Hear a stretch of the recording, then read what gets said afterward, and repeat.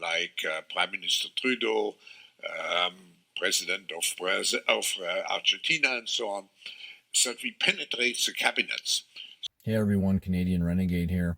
This is going to be the second video I do of Ruby Dhalla getting kicked out of the Liberal leadership race.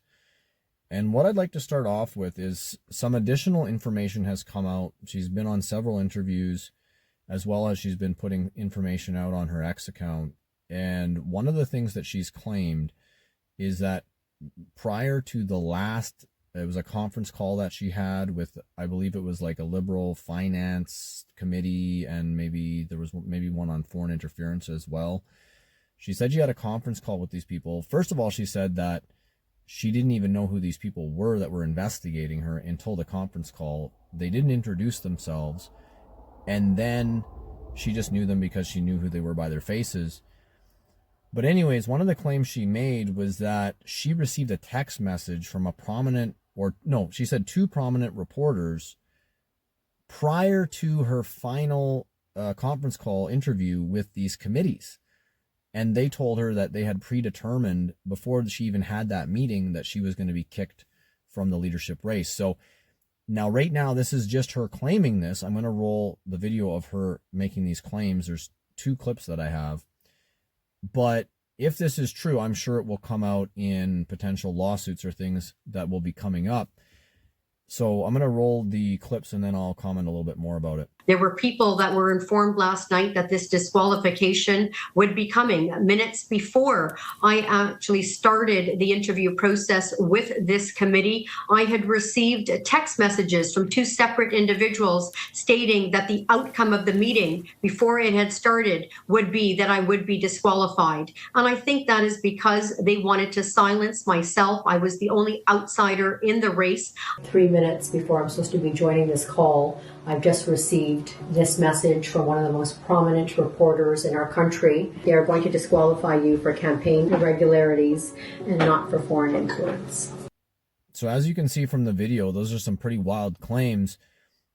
Hopefully she'll bring a lawsuit and this will come out. As of right now, there really isn't enough proof that this happened.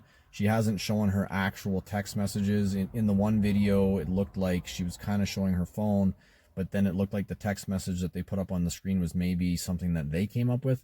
I'm not really sure. Maybe that was one of the text messages she received, because she did claim that she received two text messages prior to that conference call. Now, the other thing is, I guess the question I have is if she brings some sort of a lawsuit against the Liberal Party, is there time to get her into the debates? Now, as of me recording this video, the French debate is probably going on right now or very soon. I don't know if she was planning on doing that one other than her opening statements anyways. So I guess we'll see if there's any chance of her getting into the English-speaking one. Now, the other claim she made was that her internal polling was putting her neck and neck with Mark Carney, or potentially in the lead. Now, I don't know if that's true. Once again, this is what she's claiming. But what I do know is they absolutely do not want, or did not want, Ruby in the leadership debate. Because, one, her ideas are, I would say, very much classical liberal or centrist. In fact, they sound a lot more conservative than even maybe some of the things the Conservative Party is saying. And so for one, these are populist ideas, which I don't think they wanted in the debate. And two, you know that she's going to go after Mark Carney.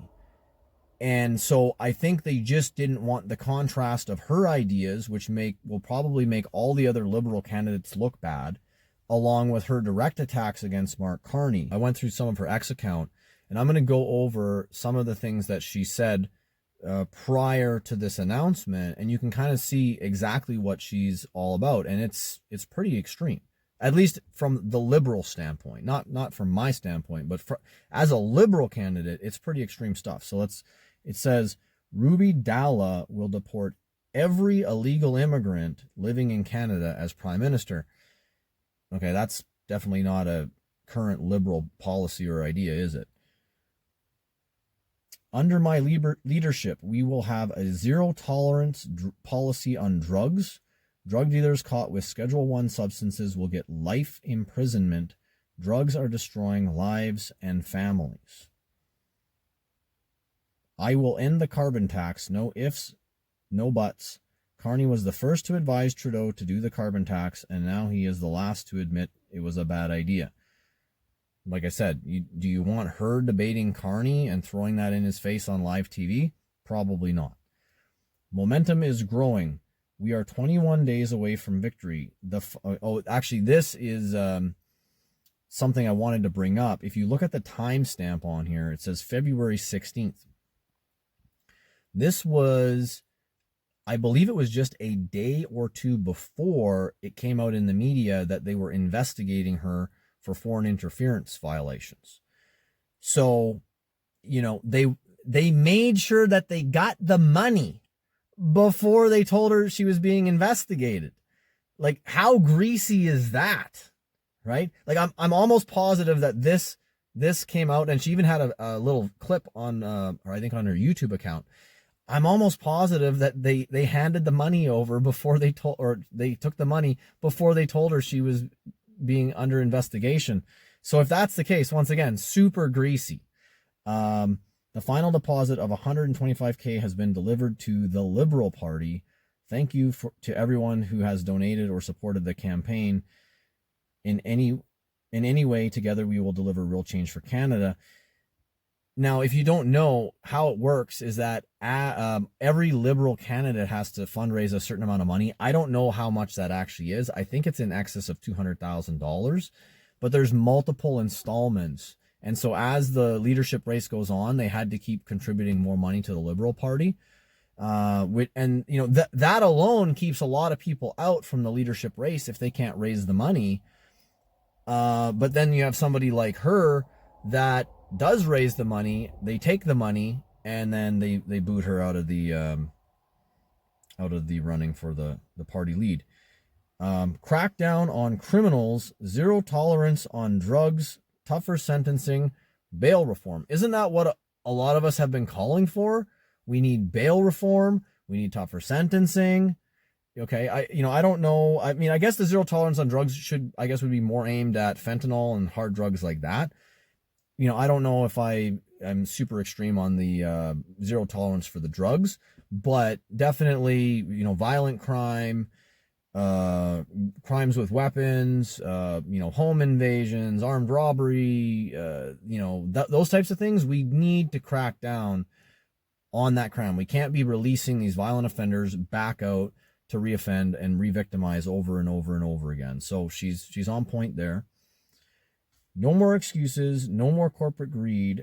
I will take on the banks, the telecom giants, and the government itself to make sure Canadians can afford to live.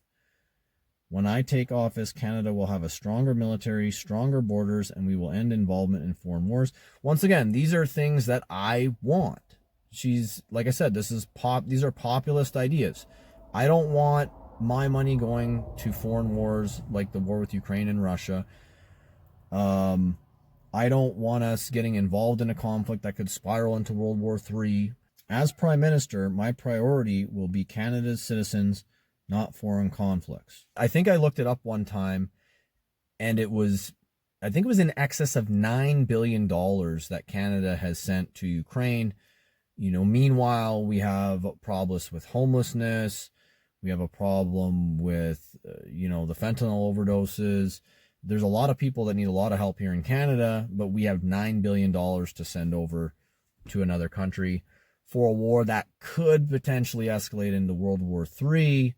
I know now it probably won't, but at one point, I was definitely concerned about that. You can see why they wouldn't want her in that debate. And here's the thing. Mark Carney is a WEF insider along with Trudeau. I am actually going to roll the clip where Klaus Schwab talks about Trudeau being a young global leader and how he's controlling half of the Canadian cabinet. This video was made, I believe it was 2015 or 2016. This is right when Trudeau came into power the first time. And that's what Klaus is talking about. And nothing, I don't think anything changed in terms of WEF influence on Canadian politics after that point. But there are two countries in the world now in which the young global leaders have emerged. Tell us just a bit about that in terms of the governance. Yes, actually, this notion to integrate young leaders is part of the World Economic Forum since many years. And I have to say, when I mention our names like Mrs. Merkel, even Vladimir Putin and so on, they all have been young global leaders of the World Economic Forum. But what we are very proud of now is the young generation, like Prime Minister Trudeau, President of Argentina and so on, is that we penetrate the cabinets. So yesterday I was at a reception for Prime Minister Trudeau, and I know that half of this cabinet, or even more half of this cabinet, are actually young global leaders of the World Economic Forum. Okay, so I've seen political commentators on the news say that people that believe that the WEF is influencing Canadian politics are conspiracy theorists. Well, we have it out of Klaus Schwab's own mouth that Trudeau and the cabinet basically work for him, or are at the very least highly influenced by him. And we know that Mark Carney has big involvement in the WEF. We also know that Crystia Freeland, which I covered in the last video, has a lot of involvement in the WEF as a board of trustees member, or at least she was. I don't know if they just removed the link to her. They had like a bio, and then she was on the list of board of trustees. They had a little bio for her. I don't know if they just removed that page or if she's no longer on the board of trustees. I would have to look that up. But we know that she, up until very recently, like this in the last year, was on the board of trustees of the World Economic Forum. And by her own admission, her own mouth, Crystia Freeland has said that her son's godfather is Mark Carney. I actually have known Mark for a very long time. Both of us are from Northern Alberta. And I think Mark is a great Canadian. I am really glad that he has come out as a Liberal, and I'm grateful for any support he can offer our party, our government, and our country. I speak with Mark often. About that? I speak with him often. He's actually my son's godfather. Okay. So hearing that, do you think that Crystia Freeland is going to go after Mark Carney in the debate? No, because they're all on the same team. And Mark Carney is not being elected, he is being selected. Take care, guys.